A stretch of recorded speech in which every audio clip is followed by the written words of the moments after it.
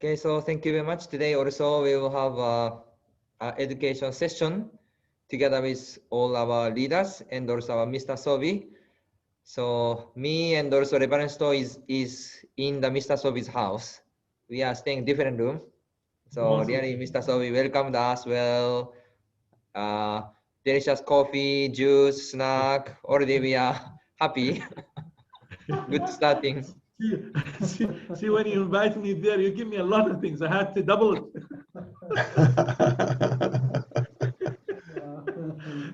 Good. So, thank you. Today our DrKittel lecture. So before that, maybe Mrs. Ahara, can you offer the prayer? Yes, let us pray. 사랑하시는 하늘 부모님 천지 참 부모님 감사합니다. We are truly grateful that we can meet here. Though it is virtually, it is the meeting of our hearts, and that despite the COVID situation, we can be still close to each other, share our hearts and minds, and really understand how hard you as our heavenly parents have been working throughout history, and how you have guided human history to really come back to you and to really become your beloved children. Feel your sons and daughters who can attend you and attend our true parents. We really pray that we can have very deep sharing and deep understanding of your will, and Father, how you want to guide our lives and utilize each one of us to fulfill your will and build a world of love and peace and happiness and unity. We report all this in the name of David and Ursula McLachlan of a Blessed Center family. Aju. Aju. Aju. Thank you very much.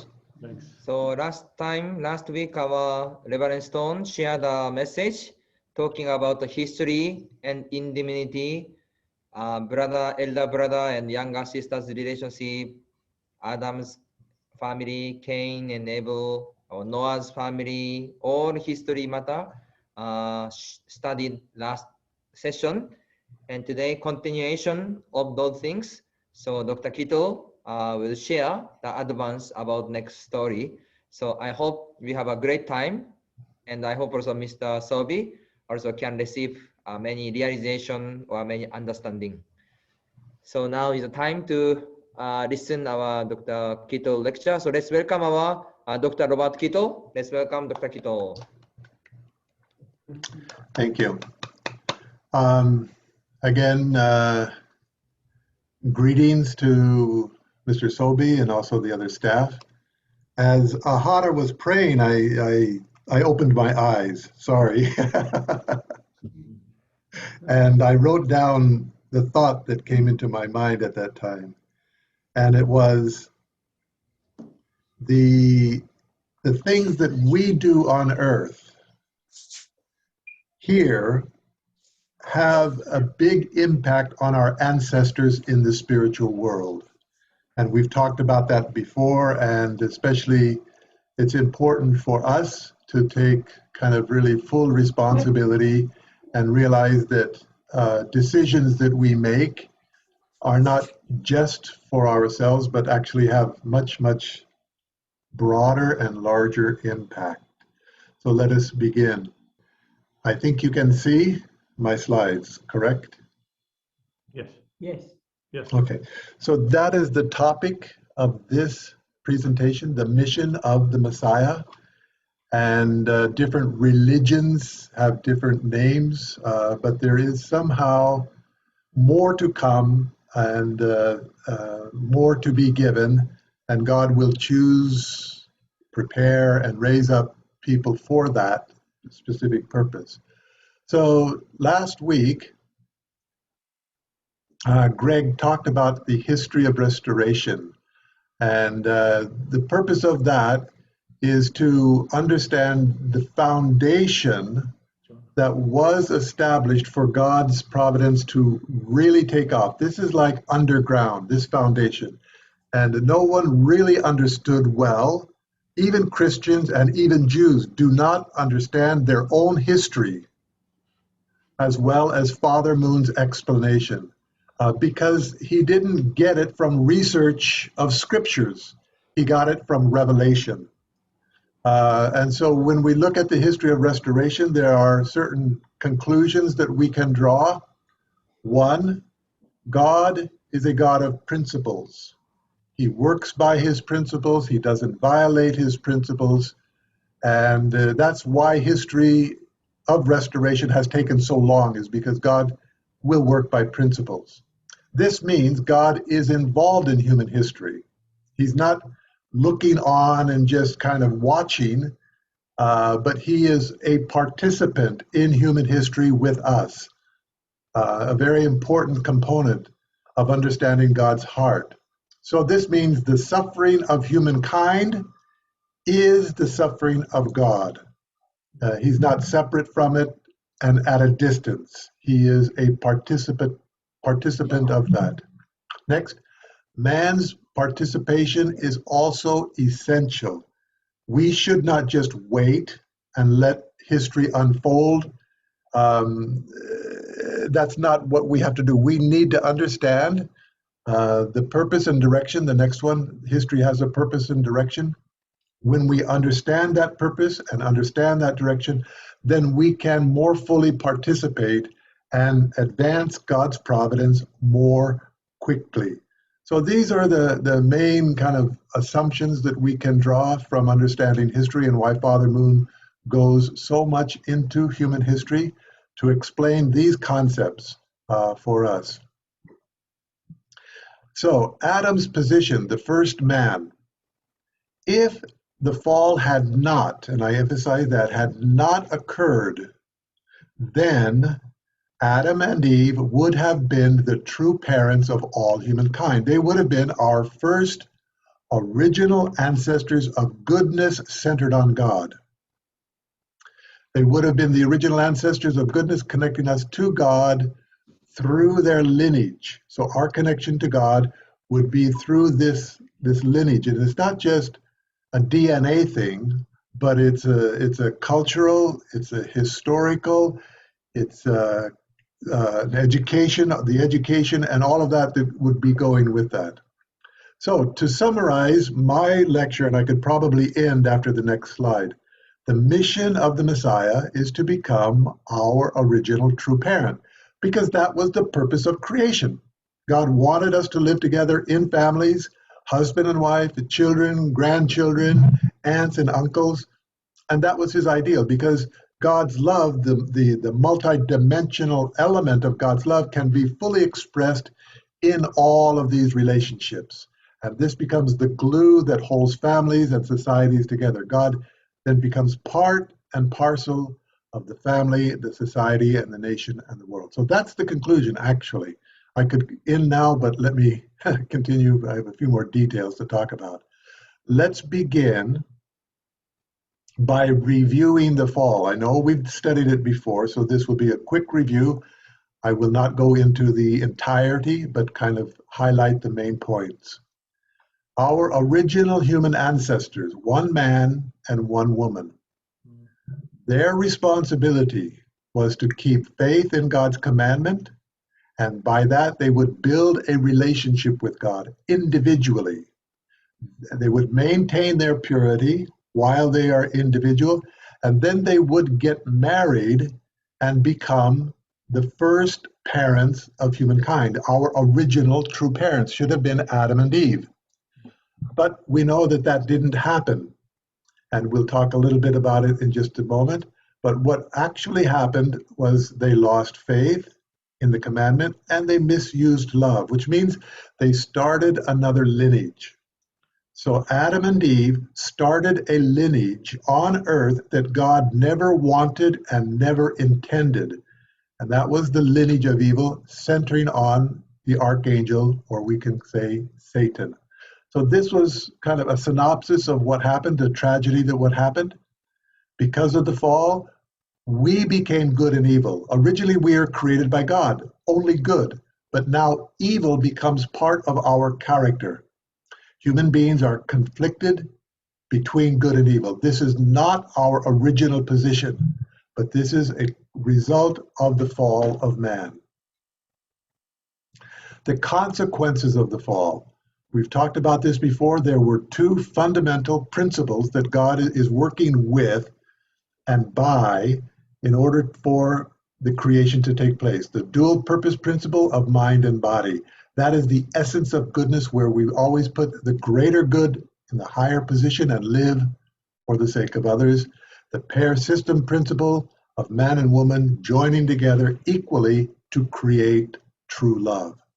So we should live for others and we should honor marriage. And those are the fundamental pillars upon which every family should be built. It doesn't matter their race or religion, ethnic background, their financial income, their position in society. We should teach living for others to our children and teach them to honor marriage and prepare them for marriage. We lost the first pillar, and that means we lost the standard of goodness. So it means within our minds, now there are two minds, there's confusion and conflict. What is right, what is wrong, what is good, what is evil? And this has been the history of all religions, have been trying to educate us, teach and guide and raise up. And so different prophets and saints, whether it's Buddha or Confucius or the prophet Muhammad or Jesus or John the Baptist or the saints that were talked about last time, their mission is to give us guidance and direction, give us light in order to clarify this contradiction that was within us. The second problem is we lost the standard of true love, which means we have two lineages. And now God has to solve both of these problems, and he does the first one by sending saints and sages all over the world as his representatives. And he accomplishes the second one. The lineage is a specific providence in order to establish the condition so that God's lineage can again be planted on this earth. Adam and Eve fell. They covered their sexual organs. This is both in the Bible and in the Quran. Before, they were naked and unashamed. Afterwards, they covered themselves, and they didn't cover their mouth because they ate something. They didn't cover their hand because they stole something. They covered the sexual organ because this was the love organ that was misused in the Garden of Eden. So to eat the fruit means to have a sexual relationship. God said, don't eat, and that was a temporary commandment in order to protect Adam and Eve while they are growing. And parents should tell this to their children. Before their children get married, parents should say the same thing. Don't have sexual relationship until you get married. The symbolism is very clear. The fruit of the seeds are reproduced in the fruit. The seeds are reproduced. Love of children are conceived in sexual love. So God uses this symbol of a fruit to symbolize sexual love. To eat means to have sexual love. It means God's lineage, because love conceives lineage. God's lineage was lost in the Garden of Eden because of the misuse of love. Father Moon said this: every human being is connected to two lineages. One is Satan's lineage. We are linked to it through the historical line of our ancestors.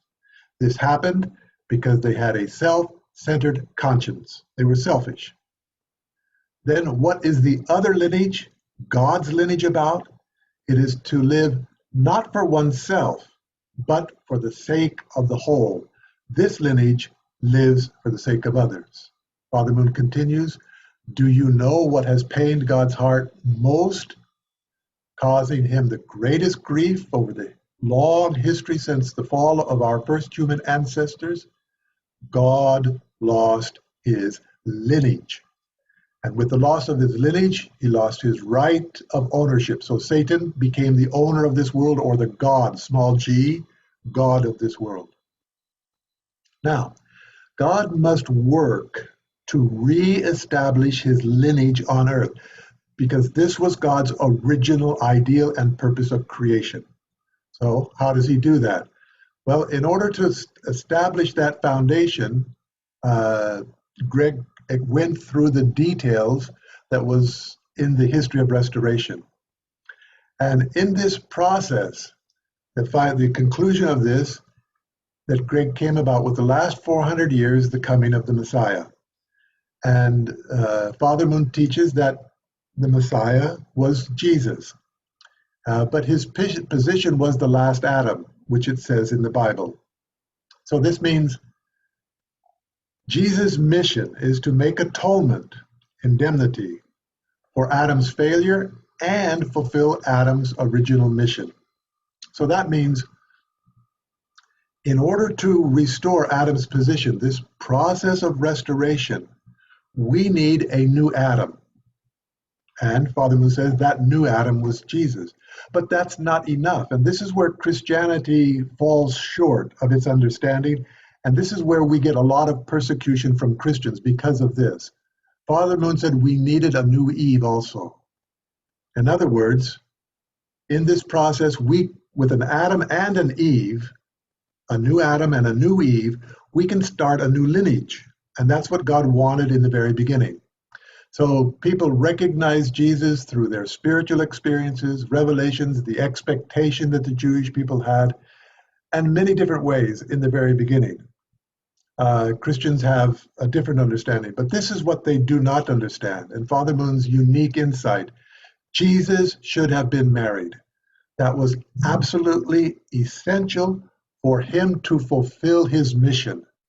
If he doesn't get married, he cannot have a wife, cannot have children, cannot have a lineage, and his coming is not fulfilled. If Jesus doesn't get married, then in essence, he almost like he doesn't need to come in that sense.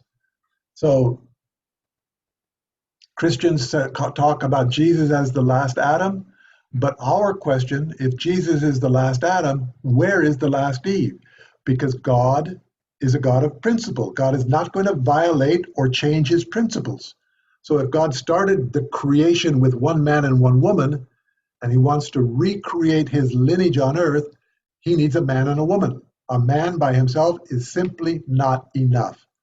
And because of this lack of understanding, Christianity today is actually confused about the importance of the institution of marriage and family. And we have all kinds of alternatives coming up, same-sex unions, lesbian relationships, and they have no answer to this. And Father Moon went to America specifically to teach America this. This was just after the end of World War II when Father Moon could be free to go to America. He went there to teach this, and they put him in jail because they didn't want to hear this. No, we don't want this man from the Orient coming and teaching us what our religion is about.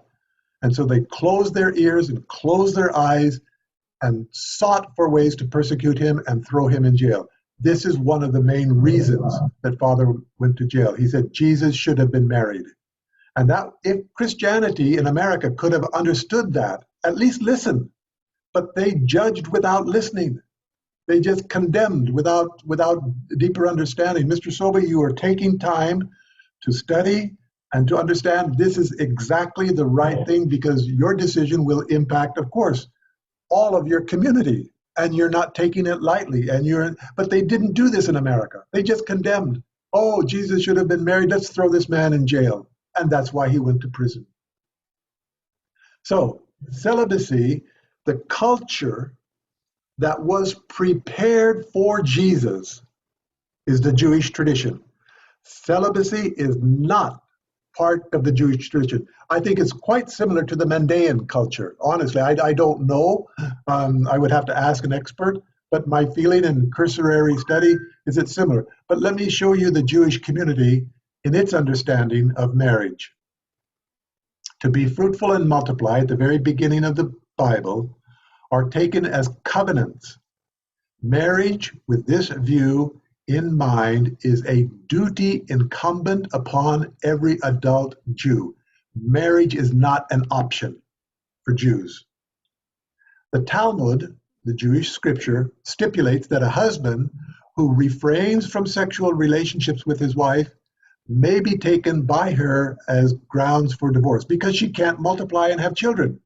So their union doesn't have validity simply because he is refusing to have sex with her. A single man who is 20 years old can be compelled by a rabbinic court to get married, though they make exceptions for students. So this is how strong marriage is within the Jewish community. Let's continue. Judaism forcefully rejects the claim that never marrying is an equal valid lifestyle to marriage. They reject that. A life without marriage is a less holy, less complete, and a less Jewish life. And finally, only a married man was allowed to be a high priest, and only a man who had children could sit as a judge on the Jewish Supreme Court, the Sanhedrin. So this is the culture that Jesus was born into. If Christians understood that, there should be no doubt in their mind why God prepared this culture. Well, it's obviously one reason for Jesus to get married. If we look at the 10 Commandments of Moses, 2 of them stipulate you should not commit adultery and you should not desire your neighbor's wife. So it's mentioned twice in the 10 Commandments of Moses. This is a Jewish scholar, Dennis Prager.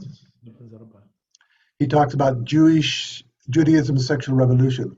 When Judaism demanded that all sexual activity be channeled into marriage, it changed the world. This was the first time in the Jewish history that it became so clear. The Torah's prohibition of non-marital sex quite simply made the creation of Western civilization possible. Societies that did not place boundaries around sexuality were stymied in their development. The subsequent dominance of the Western world can be largely attributed to the sexual revolution initiated by Judaism and later carried forward by Christianity. He's looking at 2 civilizations. He's not including the Mandaeans here, but if you look at the Jewish and Christian civilizations, then this statement stands true. I think Judaism predates this as well, as we've heard from you, Mr. Sobey. Yeah. So Jesus' public ministry. This is from Wikipedia. The kingdom of God is one of the key elements of the teachings of Jesus in the New Testament. That's true. The scholars know that.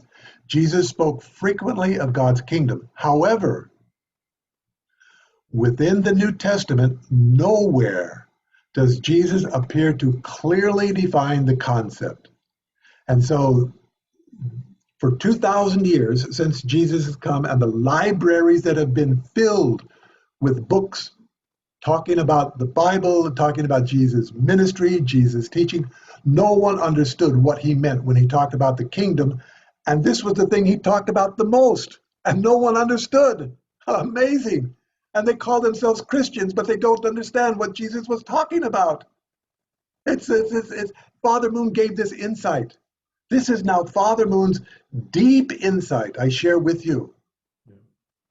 When Jesus talked, there are 2 concepts in the New Testament. One is a kingdom, and the other is the cross. And they're both in the New Testament. But let's look. The word kingdom appears 149 times in the New Testament. 113 of those references are in the Gospels, mainly Jesus' words. So Jesus is speaking about the kingdom, kingdom, from the beginning to the end of his ministry.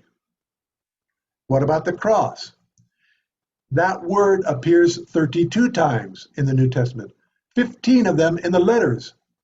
So almost half of the references are from the words of the disciples, not the words of Jesus. And even when they're spoken at the end of Jesus' ministry. So clearly, Jesus talked about both, but the dominant message was kingdom, kingdom, kingdom. And Christians don't understand that meaning, and they misunderstand Jesus. This is fundamental. The meaning of the parable of the word kingdom, a 7-letter word. Jesus spoke in parables. He said he had to, and most religious teachings have parables within them. So he's within this domain. What did he mean? Father Moon looked at this concept of kingdom, and said there are three basic meanings to the kingdom that Jesus talked about: a personal relationship with God, love in a family and marriage, love in marriage and a family, and God's sovereignty. Let's look at each one very quickly. A personal relationship with God. That's a kingdom. We've used the paradigm of the three great blessings. To be fruitful means a mind and body centered on God. This is the individual. To multiply means a man and woman together with the children and family, the second blessing. And the third blessing, to have dominion, means humankind takes a dominion over all things. So when Jesus talks about a personal relationship as a kingdom, ta-da, he's talking about the first blessing. So that's one element of a kingdom. Yes, each of us should have a living relationship with God individually. Then the kingdom would be within us. The second concept of the meaning of kingdom, love in a marriage and family. And Father Moon said, well, this concept of kingdom applies to the second blessing. And these were the blessings given to Adam at the very beginning, God's plan and blueprint for Adam. So the second kingdom, is the kingdom where your family, your marriage becomes a kingdom, a small kingdom, and God lives in that marriage, and God lives in those family relationships, and you create love among yourselves, and God is there, and that's a kingdom. And that expands, of course, into a society and a nation, but if it's not in the family, unlikely, almost impossible to be in this society and nation. The third meaning to the word kingdom that Jesus talked about is God's sovereignty on earth. And what is that? Well, that's the third blessing, to have dominion, where humankind interacting with creations create an ideal world. And what do we call that? That is a heavenly culture. That is sustainable peace, where this culture, the laws that we create, protect the kingdom that is in the individual and the kingdom of the family. The culture, the movies that we make, the books that we write, the internet interaction, everything from our laws to our education have this culture within it. This is what should have happened in the very beginning. And Jesus comes as the last Adam. This is his responsibility, and this is what he's talking about. So clearly, when Jesus talks about a kingdom, he's using a parable, but included within that concept of kingdom is his own marriage. He is telling the Jewish people, I have got to get married. And they didn't understand. That's why he said, if you have ears to hear or eyes to see, then you can understand. But they didn't. They closed their eyes, shut their ears like America did with Father Moon. And they didn't want to understand. They didn't try. Yeah. And Jesus kept teaching about the kingdom. Yeah. Three great blessings. That is Adam's. But Jesus is the last Adam. So the three meanings to the kingdom, they parallel each other. And bingo, suddenly everything becomes very clear. Oh, wow, this is what Jesus was talking about. He is the last Adam. So the three blessings of Adam and the meaning of the three kingdoms of Jesus are synonymous. And no Christian could understand for 2,000 years. And it's so simple because they wouldn't listen. Yeah. They wouldn't open their hearts. And it's like almost like Satan has a covering over them, a shield blocking God from being able to touch their hearts and keeping us captive by this ignorance that we live in, not allowing the teachings of God and the light of God to illuminate our understanding. So the foundation of the kingdom, what do you need? If you want to build a kingdom, you need a king, you need a queen, and you need a royal lineage. Three things. A king cannot be a king without a queen, and you cannot have a lineage without children. Again, it's so simple. Jesus talks about a kingdom because he's supposed to be a king. And in order to be a king, he's got to find a queen. That's so simple. So in the Bible, God created man in his own image. He breathed his spirit into man, something we believe. And I think, I know the Muslims as well, they believe this. So individually, we are supposed to be in the image of God. But then something in the same verse, the second part, male and female, he created them. So this means that what?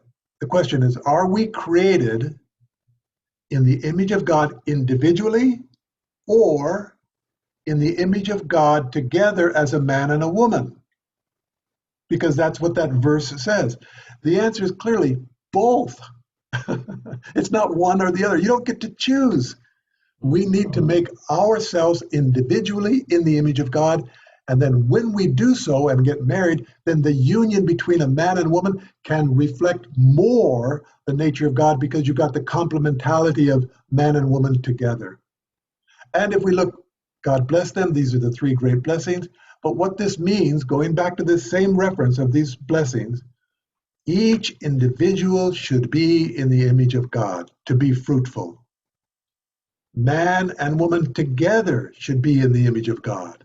And then a culture that honors altruism and the family.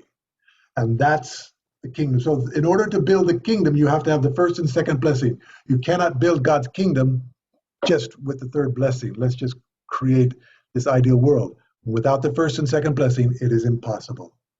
So here's the most important question. If Jesus was supposed to get married, then why did he die on the cross? Why did he get crucified? Mother Moon said this last year. You can see down there the date, December 6th, 2020. And she spoke this to religious leaders. And the primary audience, there were religious leaders from all over the world, but they were primarily Christian leaders. This is what Mother Moon said. She's bold. I love her. She just speaks her mind with clarity, with conviction, with determination, and with her whole being. She's not making this up. It's obvious. This is what she said at this, and there were, I'm guessing, hundreds of millions of people on this. It was called the Rally of Hope. This is what Mother Moon said. At that time, as central people in God's providence, Mother Mary and the religious leaders had key responsibilities. Yet, they were unable to complete those responsibilities. As a result, Jesus had no footing on which to stand. He had no option but to go the way of the cross, yet he promised to return again. This is important. Jesus said he would come again to conduct the marriage supper of the Lamb. As earlier followers waited for Jesus based on his promised return, and that was the beginning of Christianity. So, Mother Moon says, who is primarily responsible? Mother Mary. Why didn't Jesus get married? Mother Moon is saying, Mother Mary, and names her. She says other religious leaders, but the only person named here is Mother Mary. Mother Mary and other religious leaders. So she said she partially completed her mission. Well, what was that? Mary, the mother of Jesus, initially fulfilled her responsibility and gave birth to Jesus at the risk of her life. In the Jewish community, if you are an unmarried woman and you get pregnant, the death penalty of stoning is very much an option. So Mary conceived this child. She was unmarried. Now, here's the important insight that Father Moon gives. What was the foundation for Mary? How was this child conceived? Father Moon said, the child was conceived the way every other child in human history is conceived, in the physical sense. But God doesn't look just at the physical. He's more concerned about the spiritual, the spiritual dimension of the conception of this child. This is a key importance. And this is why Greg mentioned last time. What is the foundation for Jesus to be born and be free from the accusations of Satan? It's not because of some miraculous conception that violated the laws of nature. No. Jesus was conceived the way every child in human history has been conceived. But more than the physical conception, the condition so that that child could be born free from Satan's lineage, that is the foundation for the Messiah, that Greg talked about. That's why God is working to establish this in this particular people, so that the fruit of this thousands and thousands and tens of thousands of years is that one child could be born free from Satan's lineage, not in a violation of conceptual laws, but as the foundation for Jesus to be born in this manner. As review from what Greg said last time, the foundation of faith plus the foundation of substance equals the foundation for the Messiah. So originally, in Adam's family, the foundation of faith, Adam should keep faith in God's word during the growing period. They should guide Adam and Eve while they're growing, God's commandment. The foundation of substance, Adam should take dominion over the archangel. Originally, the archangel has a higher position because Adam and Eve are immature, but their maturity means they should switch dominions and take dominion over the archangel. And if they do that, then this lineage, this culture, God's love life and lineage, Adam and Eve could be blessed in marriage, and God's love life and lineage could be conceived on earth through Adam and Eve. And that's it. Then we don't need messiahs, and we don't need other people, because we've got one set of true parents. It would have been Adam and Eve. So in the process of restoration, the foundation of faith becomes, we need a central figure and a required offering. Again, Greg talked about that. The foundation of substance means this switching of dominion between the elder and the younger, the Cain, the Abel, the Jacob, the Esau, loving your enemy. And that becomes the foundation of substance. And the foundation for the Messiah means what? The foundation to establish God's lineage on earth. That's the key point of that history lecture. So the foundation, this was established and Jesus was born. But then True Mother says, Jesus had no footing. Sorry.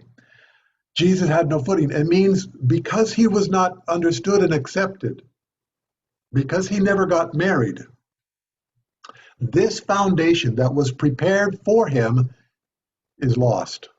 It's at least on the verge of being lost. And so Mother Moon says clearly the footing, this was the footing of Jesus. This was his foundation, the Jewish culture. And the Jewish people rejected him. That footing, that foundation is being lost. And God is desperate. Well, I have to protect this. If Jesus can't get married, but at least protect this foundation. Mary was unable to complete her responsibility. This is what Mother Moon said. What was her responsibility? Jesus should have been married.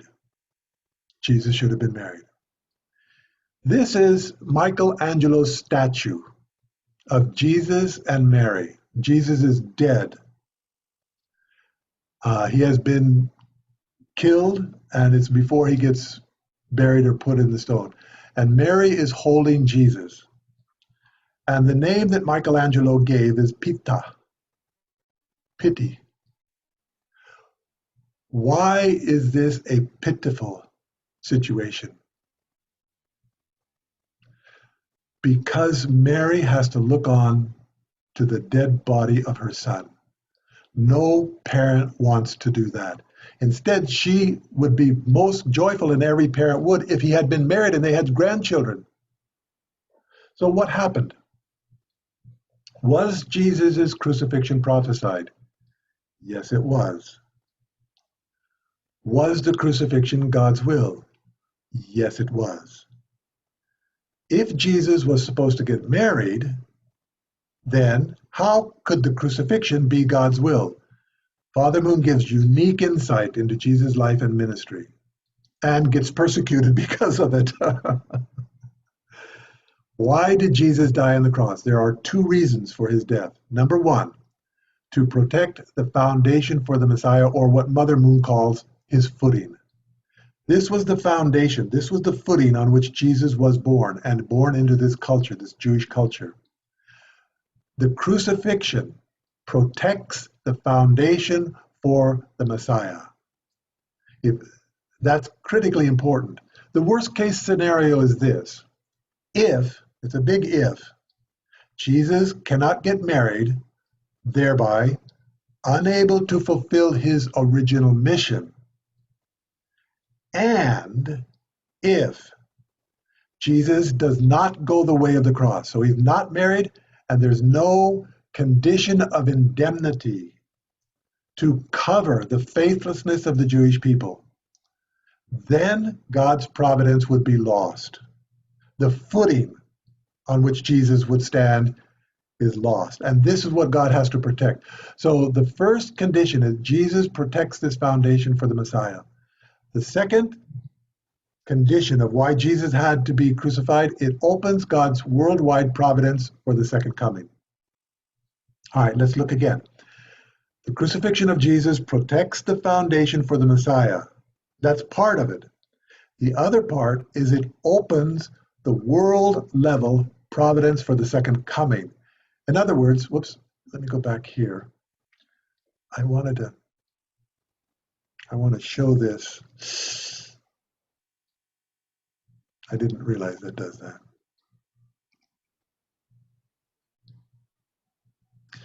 In other words, I apologize. Okay. In other words, I'll go here and then I'll jump into it again. The foundation for Jesus' crucifixion protects the foundation for the Messiah. And it opens up this world level providence. The world level providence is this worldwide level foundation for Christianity. So Judaism loses its position to be able to be the foundation upon which the Messiah can be born and blessed in marriage. And that mission that Judaism did not fulfill is now inherited to Christianity. This now is the purpose of the second coming is for Jesus to get married when he comes again. That's the only purpose. So, Jesus' victory on the cross, it was a victory. Why? Not just because he died, but when he died, he had to die willingly. He had to die voluntarily. He had to die without hesitation and die in the cruelest manner possible. He had to die without any resentment, and he had to die forgiving those that crucified him.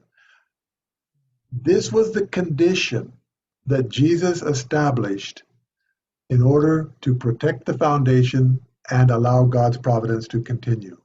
His last words on earth, on the cross, before dying, "Father, forgive them. They know not what they do." So Jesus was able to forgive his enemy. So this was the foundation now that is established. The family level and the national level, Greg talked about.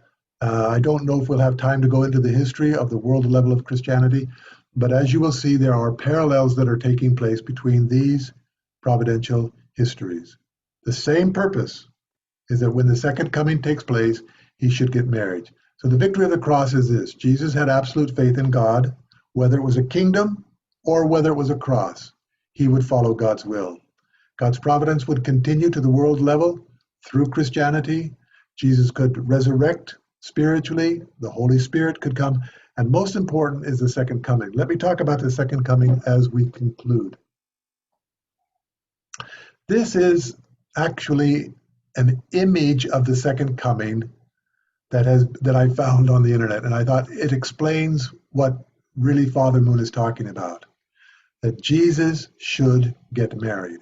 And in the Christian context, they call this the marriage of the Lamb. So there are many names for this event. They are all in the last chapter, in the chapter of Revelations. It's called the marriage of the Lamb. It's called the bride of the Lamb. It's called the holy city. It's called the New Jerusalem. And if you ask yourself, what role does a woman play in the house? She is the center of this house. And the house is like a small city. You've got an educational center where children are learning. You've got a hospital where the wife is putting the Band-Aid on the knee that is scraped. And you've got the restaurants, the meals that are served. You've got the hotels, places to live, everything, and all of the traffic of the city. So it's a very appropriate image where a woman, this bride of the Messiah, is portrayed as a city, because that's what will happen. If this love is planted on earth, then our cities will become gold. And we will be able to deal with corruption. We'll be able to change the culture. And it all hinges, honestly speaking, not so much of the Messiah coming as the Messiah and his bride getting married. And this is Mother Moon's role. So this is the Alpha and the Omega. The Alpha was marriage in the Garden of Eden. That was God's original ideal and purpose of creation, and it doesn't change. The Omega, the last, is the marriage of the Lamb, the second coming of Christ. The reason Christ said, I'll come again, is because he's got to get married, and he couldn't get married the first time. God's lineage needs to be planted on this earth. So when we understand this, and we look at the purpose of creation, the ideal in the Garden of Eden, the fall, the Jewish history was all centered on marriage, and the second coming of Christianity was centered on marriage, and Jesus' teaching about a kingdom was centered on marriage. Wow, it becomes very clear. This is the cosmic event of Father and Moon's marriage that is changing really the culture of this world. This is the central point, the most deep root of the Universal Peace Federation, the most deep root of Father Moon's mission. It's not to establish NGOs. It's not to establish businesses. He does that. But his central root is that this marriage blessing can be given freely throughout the world. So this means something that Christians cannot begin to understand. There is one theme in the Bible from the beginning: establishing God's lineage on earth through his marriage blessing. That's it. That was the ideal of creation. That was lost at the fall. That was the Jewish culture. That was the mission of Jesus. That was the public ministry of Jesus. And that was the second coming. There's one theme, only one theme in the Bible: marriage. And Christians don't understand that. And the Western civilization is crumbling because of this. Honestly speaking, if the Western people, the Christian people, could understand Father Moon and understand what he's saying, then we could have a very quick, sudden change, focusing on the institution of marriage. This is amazing. One theme in the Bible, and no one could see it except Father Moon. This is unbelievable.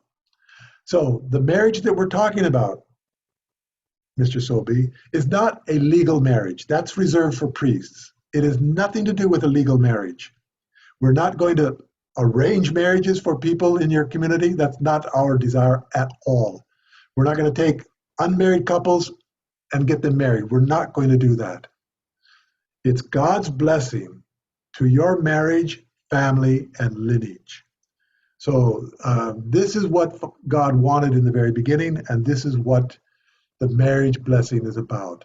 It's, through this foundation, then, and that's not just the lineage, but again, the lineage represents the culture, the camaraderie, the education, everything that comes with a lineage needs to be centered on God. And it does that by honoring marriage. And this is again, is something universal. All religions honor marriage already. They have different ceremonies, but they all honor marriage. All religions warn about misusing love before marriage, and that seems to be losing its validity now. All religions talk about the importance of marriage. This is a universal value that we are creating.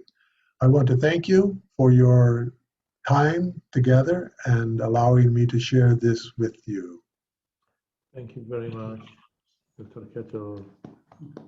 Thank you very much. It was very nice, very nice.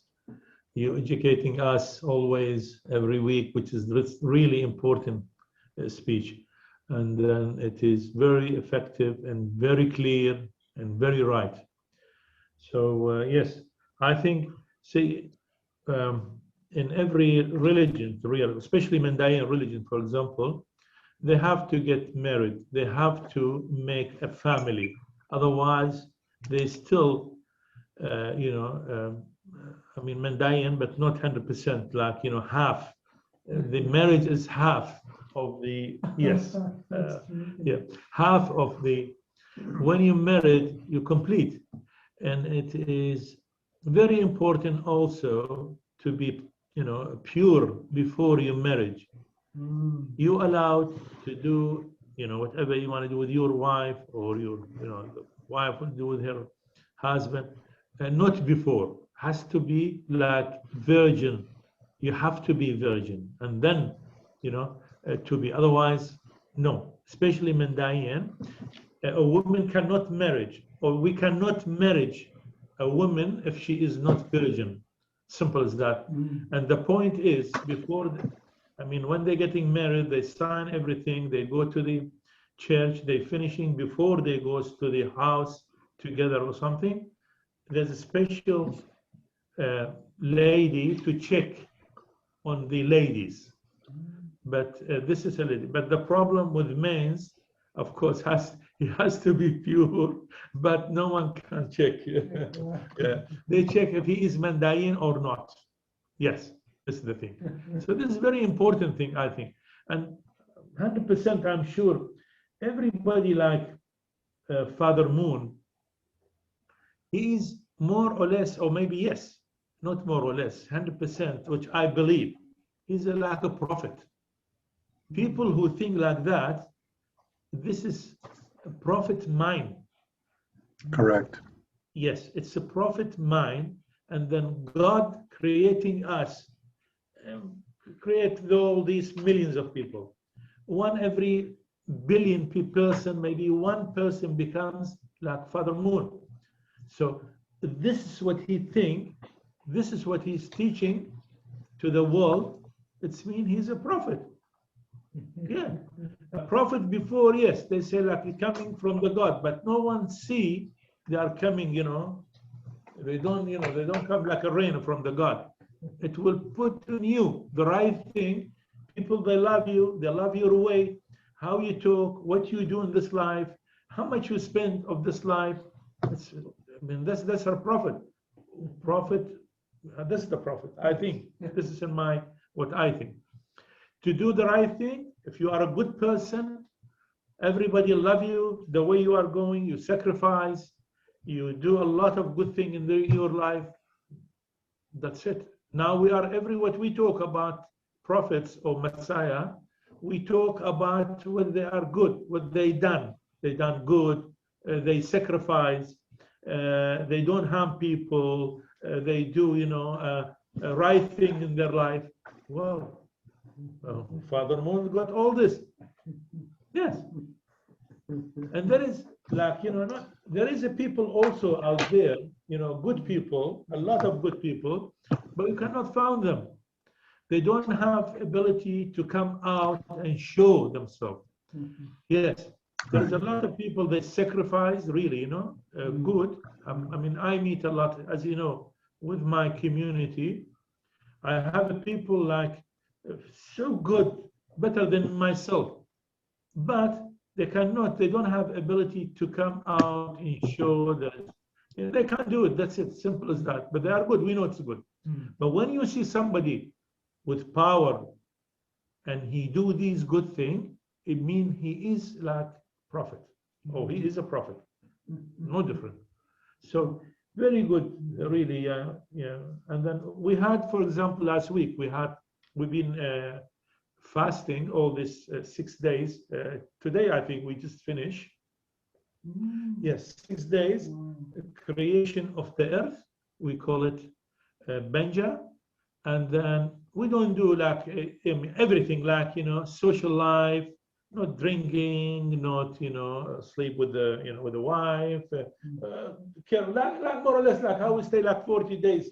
With our Father Moon, same thing, but this is 6 days actually, very clean. We brought water, even the water I brought from the river, and then people they go baptize and do the right thing, and they swear they don't do bad things, all these kind of things.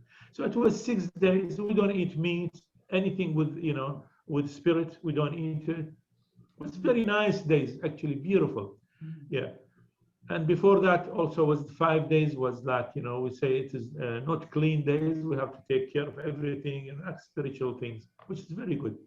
Yeah, we pass we hold ourselves. We don't eat what we like. We don't drink what we want. You hold, that's it. So we cleaned ourselves during these 6 days, but the 6 days being this the earth when it is created, and God, 6 days in our record, with the Mandaean books. Of course, they have a lot of Mandaean books, DrKittel. It is not the ones only we see the Ganza Rabban High. We have a lot. As I said last time, still 90%, no one can bring them to it will come bit by bit. I hope so with the UPF. It is very good thing. Really, really good, It is same, like whatever you said now, UPF, it is, again, I say they been, Mandaean or Mandaean being, Korean. That for God bring me to you, and I love, all of you. I love first, Mother and Father Moon, Father and Mother Moon, and then, all the UPF people, and the people also you select in this world. They are the best people, I think. I have seen a really, really good people who no one give them away, to go share, even they are minister or prime minister or whatever, but there is no way, to help them. But UPF, they help all these people, as I know, as I've seen, honestly. Yeah, it is not because of position or something. You need happiness in your life. You need happiness from your heart. With UPF, you get the happiness. You see your way, yes. For example, I've seen like prime minister or president. I meet them with Mr. Stone, and then with Dr. Young, we were sitting and talking. But I see, from their people, there's no happiness. There is always something there. They are not happy. But with UPF, I can see them so happy, and they're coming all the way. They're flying from everywhere. Like we went to Palau, a few gentlemen, beautiful, very nice people. So I can see the happiness in UPF. God bless UPF. God bless Father Moon and Mother Moon. And thank you very much. It was very, very nice speech today. Very good. We really thank you. appreciate that. Also, Mr. Sobey, we really, I'm getting to know you more and more. And when we look at the history of the prophets and the persecution of religion and the misunderstanding and the conflict, it's usually because people don't take the time to understand. But even before that, when you first met us, even before you kind of listened to the principle, there was something touched you in your heart. There was some kind of affirmation.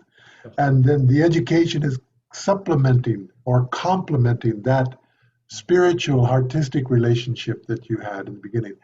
I think this is really unique, and Dr. Young could feel that also in his relationship with you and by observing you. And so he said, let us invest into Mr. Sobey, and he's asking every time we finish these meetings, they give a report to Dr. Young, and he gives advice and guidance and direction, but he's super, super busy. Actually, between me and Dr. Young, there is something I cannot believe it. Again, I cannot forget what happened when we coming from Thailand to Sydney, I think. Believe me, this is something only God can do it. See, we gone there and that's it. Not from what we've been like, at that event in Thailand. No, different things. Like I was coming from Dubai to Thailand and with Mrs. Sobey. And then we are at the airport. I said to Mrs. Sobey, I said, listen, I have a feeling I'm going to see Dr. Young here. She said, oh, really? Honestly, that's what I told. And ask Dr. Young, believe me. See, that's what you say now. We have attached things in the heart. I don't know, there's something. So I said, I have a feeling I'm going to see him. She said, come on, and we are going like in the, we want to just go on the, to board the plane, not to the people or something. I said, oh, no, I'm going to see him here. And then suddenly I see Mr. and Mrs. Dr. Young with his wife there in the same. Wow. Oh my God. I said, Dr. Young, oh, I had a reaction. Oh my God. Can you believe this? This is something only God can. I mean, yes, people, they can feel Amazing. sometimes. This is amazing. To Dr. Young, where he come, I don't know, he come from, I don't know, from Korea he been or somewhere, but I got a feeling I'm going to see him. So I saw him. Oh, this is a big thing. See? This is very big thing. Honestly, ask him one day, see what he say. You can't believe it. I said, Dr. Young. And then my wife, she said, oh my God, how did you saw him? I say, I didn't see him. I was feeling, I told you I feel I'm going to see him. I don't see him. He's in front of me. And then, oh my God, it went same plane. So we landed in Sydney. And, you know, we talked in the plane. And then, see, these things happen. No human can do this. Only one thing. It's a God. And we are God lover. Therefore, we are together. And I think we will have a good future together. I think, yes, honestly, we have a good future because you see, I know with my small community, but we have a very, like, you know, we have a good relationship in the world, good relationship in the whole global. It's a small. And I am working on it. Believe me, since when, like, you know, since maybe, since Dr. Yon, when he told me, you know, we're going to do that education with DrKittel, I begin to talk more, you see? Yes, I begin to talk more about QPF. And then, yeah, I put the love, you know, the love in their heart for all of you, honestly. Thank you. Thank you. This is me, honestly, yeah. I don't need nothing, I say again.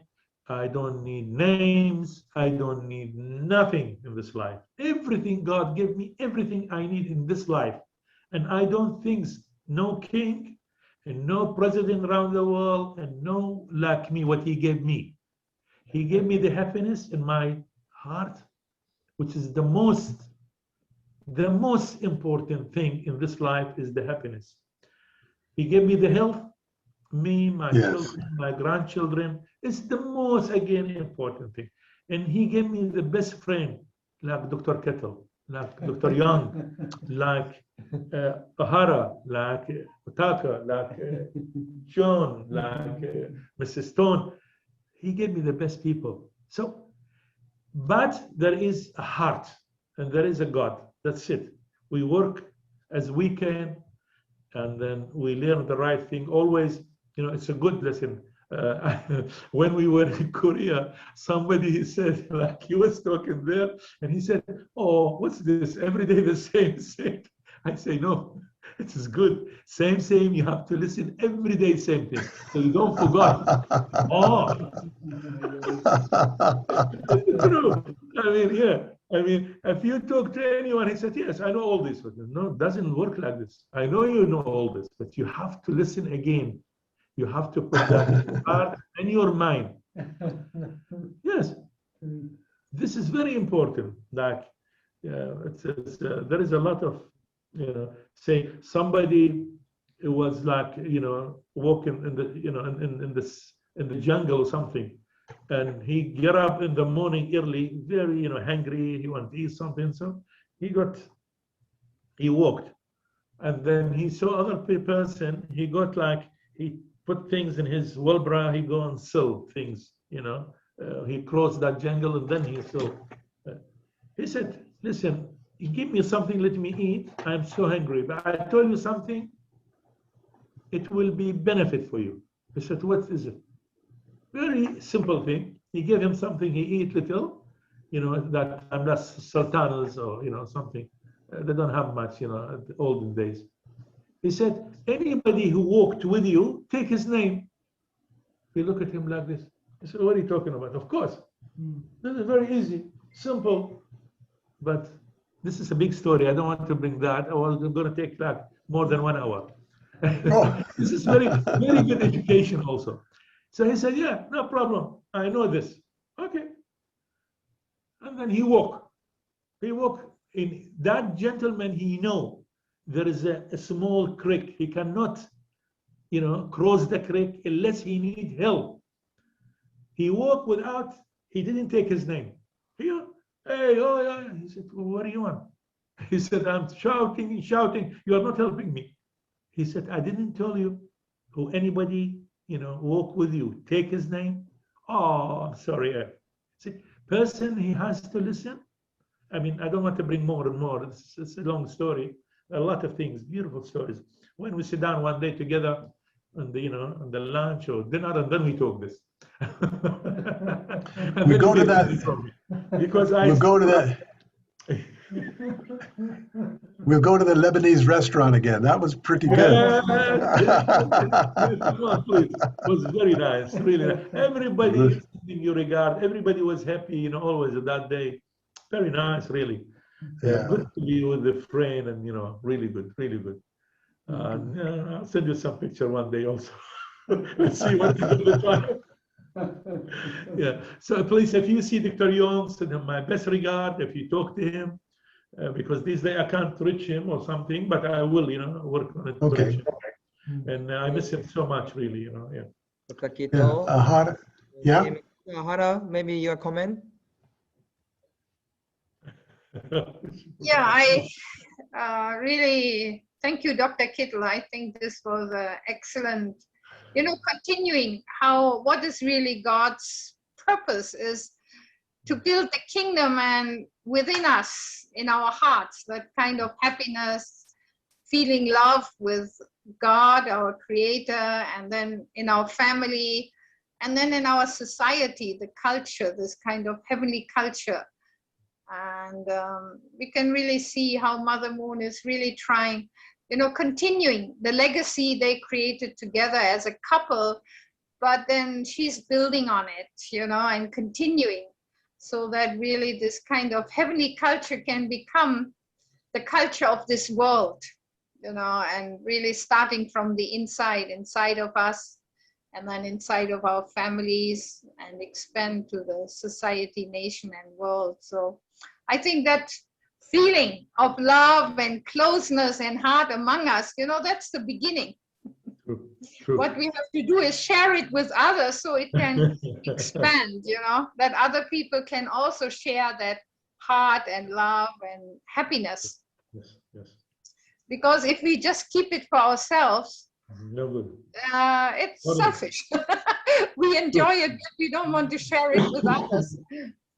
True. So Dr. Young always reminds us, when you receive God's blessing, it's in order to share it. That's how you multiply.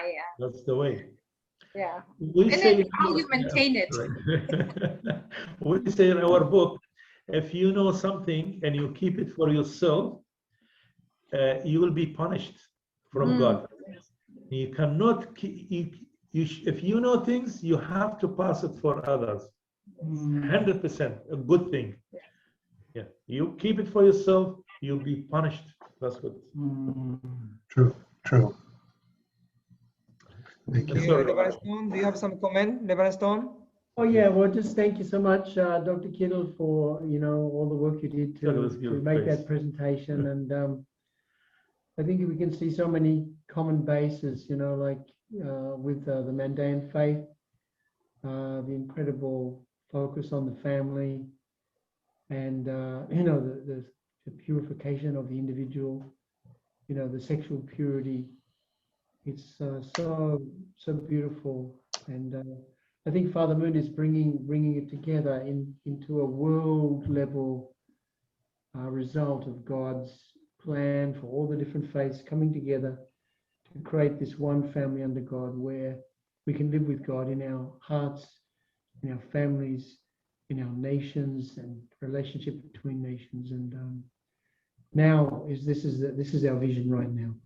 This is a culminating time in human history, and this is what UPF is working for. This is what we all need to work for. All the faiths, all the people. Yeah. And this is our mission right now. Yeah. Yes. Thank you, Dr. Kittel. Thank you. Yeah. Okay. And So, Yutaka-san, yes. your comments. Yeah, You thinking have about to yeah. So really today content is really easy to see the overall content. Really we have a God's plan. Really God's plan and God's wish. This is the real starting point to see the ideal family and father and mother and two parents. That's why we are even now under the evil or many kind of selfish or many kind of conflict in the world. But God never give up. God believe, God love us, God invest us, and God trust us.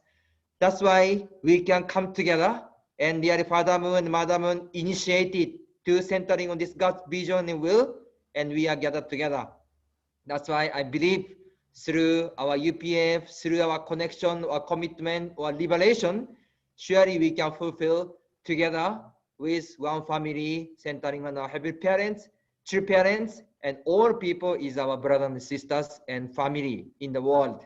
So today's really education is really clear, and our Jesus and investment and all our tradition. So I hope continuously we understand more, learning more, unite more, and we should share this blessing and message to the world. This is important. Yes. Cannot keep only Yes. myself. We have to share blessing, education, and to make God's dream to be fulfilled. God bless you. Thank you, Dr. Kittel, your lecture today, and everyone's attendance today. Thank you. Thank you very much. Very kind. Very nice to see you. I don't want to leave you. I don't want you to go. It's very nice. Same. Yeah. But, what can you do? Yeah. So we will adjust the schedule again. Then maybe next week we continue the next session. Yeah, the next week, and the 22nd, I leave from here. I will be back on the 28th. Okay. So 29, I'm gonna be very busy also. And then after that, no problem. Like next that in a week, like every 2 days, 3 days, we can finish things there. No problem. We have to finish. I know it is nice and good, but I know there's a job to do. Maybe also. after we come back from outside to Sydney again, then maybe after 28, after 29, we adjust the schedule again. Yeah, I'll be here in 28 again. Yes. I see. Okay, that's good. So I will be sleeping all day, and then 29, 29, I will be ready again. So from after 29, any time, no problem. I mean, yeah. So it's fine. Yeah. Dr. Kittel, do you have some comment? Is everything okay? Yeah, I was waiting to hear Mr. Sobi's reaction because I have taught this lecture before to Christians. Their reaction is very different. DrKittel, everything you speak about all the religion, Mandaean it's there, it's before. Because the problem with Mandaean, 440,000 years ago, about 500,000 years ago, their religions. The book, this is the one you have in Rabba. This is from, it is not Arabic, it wasn't English or Arabic, it was the old language, special language from peace, people to people, they talk, and then till many years, like hundreds and hundreds of years before, or thousands, they write it down. Yeah. It's so anything with these religions, it's Mandaean first, they have it.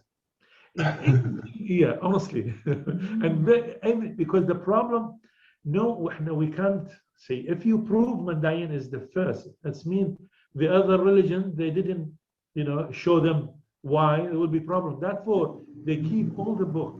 They don't want to be, exposed. Fine. Now you mention first person in this world, you mentioned Mandaean. This is something, what her name from New Zealand, the lady, Ruth. Yeah.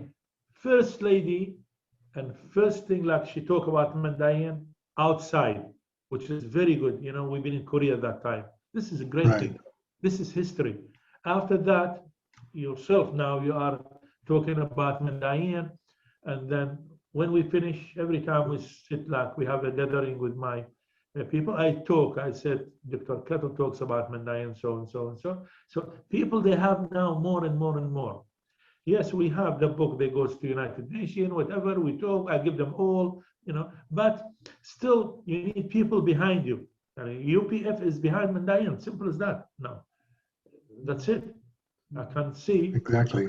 Yeah, this is a great thing. This is a big thing. And Yeah. then I am spreading the wall, you know, the word, well, you know, that's what I say to everybody. Things is coming, and then everybody knows, and you know, I mean, you know, when they know there's a Mandayan, it's good. I mean, we don't. Mandayan doesn't need nothing. They don't need land. They don't need money. They don't need nothing. They only recognition from the world. We have like few thousand left, you know, in Asia or something. We can get them out here to Australia, or they send them to Sweden or America, no problem, you know, and that's it. So we don't have much left because it's only about not more than 100,000. That's 60 to 100,000. That's it. So we say 100,000 people here and there, you know, in Europe. So, and then that's it. That's all they need, nothing else. So they work for the good thing, for the good life, to help, you know, to help the world, to help, you know, they are good. They don't, because as you know, we don't have like criminal, we don't have people they killing, we don't have jailing, we don't have nothing. Clear, 100% clear. Yeah, so yeah. Good. Again, thank you very much. Thank you. Everybody. Thanks, Father Mother Moon, to, you know, to give me that good present, so I know you, you know. And I think this is from Father and Mother Moon, honestly. God bless them. I will offer the God bless. closing prayer. So please join me in prayer. I will pray. Yes, please. Our beloved heavenly parents and true parents, today we have also great session to receive guidance. Our centering on our heavenly parents and true parents. Heavenly parents, you have a plan, and also you have expectation and hope to each of us how we can accept our God's will and God's wish. We receive the blessing, we receive the love, and next is how we can share all blessing and love to the people in the society, nation, and world. We are all together as a family, centering on our true parents. Please guide your love and wishes, and let us unite more and have a strong and strengthen, and let us stand well as you are begotten our the filial son and filial daughters. Today we have a great session together, centering on our DrKittel message. We really appreciate everything and really love our brothers and sisters, our Mr. Sobi. Thank you for your attendance together. We will cooperate and continuously go together. We really appreciate this moment. I reported in my name, the Blessed family, Aju. Aju, thank you. Aju. Okay, thank you very much, everyone. See you. Thank you very much. Good, I have the two people here with me. Oh, DrKittel and then Ohara. Thank you. See you. Okay, see you again. Yeah, bye-bye, and a safe journey and safe return. Thank you. Thank you very much. Very kind. Thank you, dear. Thanks.